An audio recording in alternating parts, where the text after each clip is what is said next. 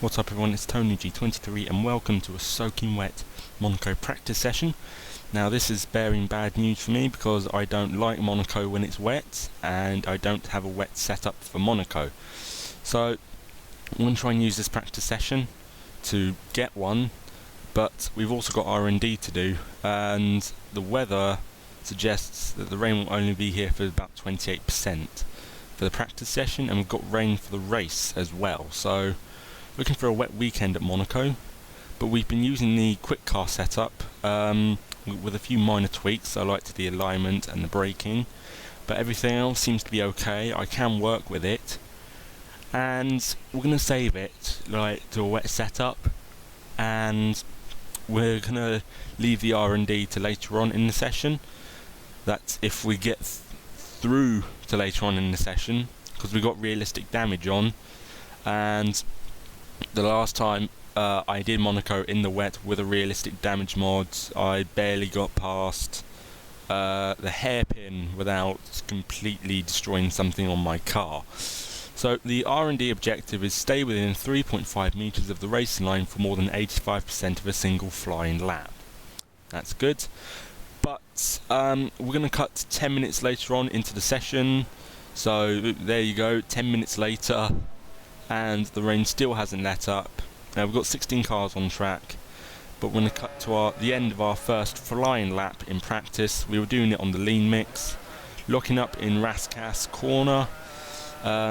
Green flags are out, so there may have been an accident somewhere. I believe it was behind us. So coming towards the start-finish line, it's not going to be a fast lap. It's nearly 10 seconds off the time set by Kimi Räikkönen, a 1:41.0. Getting a bit of oversteer through Sandivot, and as we come up onto the run-up, there's our teammate, and whoa! Oh my god, we've been clouted. We've been hit in the rear by Lewis Hamilton. What happened there? So, looking on the replay, the kick of oversteer we have on the run-up to Sandivot, we try and avoid Alonso, and Hamilton just completely pile drives us into the back, and Alonso is a very lucky guy to avoid all of that. But that is the end of our practice session. So we weren't able to do R&D. We finished last in practice. We've been beaten by Manacars. Our teammate finishing in 10th.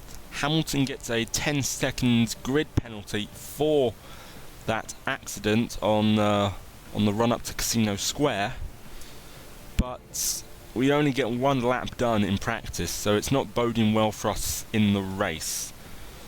But anyways, we're going to cut to the race. We'll be starting last again, as we always do for this series, and we will be starting on the intermediates. So the fact that we're going to start on the intermediates first means that the rain should let up by around lap 8, like around lap 3 or 4, something like that, hopefully. But we're going to go to the grid now. With the limited practice we've done in the race, I'm not predicting high hopes for here because Monaco is such a difficult track to overtake in the dry. It's made a lot harder when it's wet and with the realistic damage mod on. So the grids, Sebastian Vettel and I have completely given up with helmets at this time. I actually kind of gave up around Bahrain. So I'm sorry about the helmets, everybody. We're starting last in our McLaren. The rain still coming down. We're going to switch into lean mix to get minimal wheel spin off the line, and away we go on the Principality of Monaco for a soaking wet race. And well, the spray being kicked up from the cars, it's really difficult. Coming into Sandivot, it looks like someone's already lost their front wing. And we'll get through Sandivot without incident to us. I think it's Maldonado who lost his front wing, trying to chase down the back of Will Stevens. Someone else has lost their front wing, and Will Stevens comes into the path of us. We've lost our front wing as well, and I think we've got a puncture now. We run into the back of Marcus Ericsson, so we're gonna need to come into the pits at the end of this lap. So it's not boding well for us at the start of this race, and coming down towards the hairpin, and the race has been stopped. I think because of all the accidents. 14, that's Alonso, Hamilton, and I think that's Raikkonen.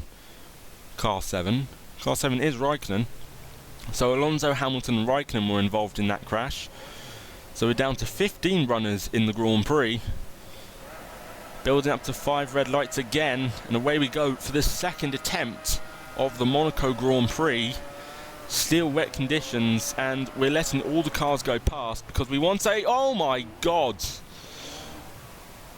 Oh my god, I think that was Will Stevens and Pastor Maldonado completely taking each other out at Sandy Vot. So we're down to 13 runners in the Grand Prix, and just trying to get past Roberto Merri here, who I believe is minus his front wing. You see? Yes, he's minus his front wing, and I don't think there's anything slower than a Manor car without its front wing in wet conditions. But we're down to 13 runners already from 20, so we've lost 7, and we haven't even done one racing lap yet. But cutting on later on into lap 1, as we come through here, cutting later on, and we come into the end of the swimming pool section, yellow flags, and there's a massive crash, and the race has been stopped again. That is a massive crash. Cars 6, 3 and 26. That's Kvyat, Ricciardo, and I don't know the other car. And oh my god, Merri! It's just me and Merri. So the big story of the Monaco Grand Prix is that Manor are going to score points. Who would have thought this? That is a turn up for the books. Coming into... This is the third time, and Merri's taken his front wing off on us, so we were lucky not to take any damage there. But no matter what happens now, Manor are going to score points. They're going to score 18 points for their championship, which is a brilliant boost to them.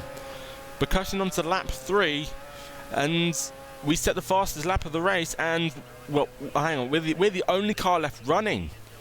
We're the only car left running. I think that's because we've been taking a conservative strategy, and we really are the last car running on track. Team radio. Stop the car, we need to save the engine. Save problem as P3, stop the car. So our team telling us to stop the car, and I can't say that I blame them because we are the only car left running, so to do the rest of the race would just be wasting mileage on the engine. So we're going to park up here, retire the car. It does feel like a bit of an anticlimax, but we're trying to save the engine because the Honda unit isn't that reliable. So we will retire.